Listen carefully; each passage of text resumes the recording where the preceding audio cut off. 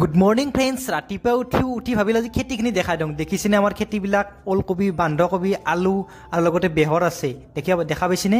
আৰু ভাবিলোঁ আজি অলপ খেতিত ঔষধ দিওঁ। ধুনীয়াকৈ এক পেকেট ঔষধ আনিলোঁ, ঔষধখিনি দিলোঁ, লগতে ট্ৰেচেলো দিলোঁ, দি ধুনীয়াকৈ এতিয়া পানী দিলোঁ। পানী ধুনীয়াকৈ মিহলি কৰিলোঁ। মিহলি কৰি উঠি প্ৰথমে বেহৰত ঔষধ দিলোঁ। বেহৰত ঔষধ দিয়া হ'ল। বেহৰত ঔষধ দি কবিত ঔষধ দিলোঁ।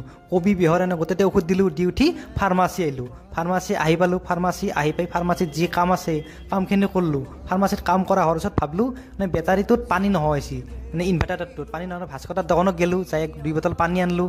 আনি ধুনীয়াকৈ ভৰাই দিম। কিনাকৈ ভৰাই দিম? কাগজৰ এটা ৰোল বনাই লৈছোঁ। ৰোল বনাই ফিটিং কৰি লৈ বেটাৰীটোৰ ইনভাৰ্টাৰত ভৰি দিলোঁ। দি উঠি গোটেইকেইটা চেল্ফতে পানী দিলোঁ। পানী চানী দিয়া হ'ল। পানী চানী দি উঠি ভাবিলোঁ এটা বগৰী খাবৰ ইচ্ছা গ'ল। কাষতে আপেল তাৰ দোকানত যাই বগৰী এটা আনিলোঁ। বগৰীটো খালোঁ আৰু ইমান মিঠা বগৰীটো। আৰু এতিয়া আমাৰ মাইনাই মোবাইল চাই আছে আৰু পিঠা খাই আছে। দেখা পাইছেনে? এইটোৱে মিনি ব্লগ। চাই কেনে বোলে জনাবলৈ নাপাহৰিব।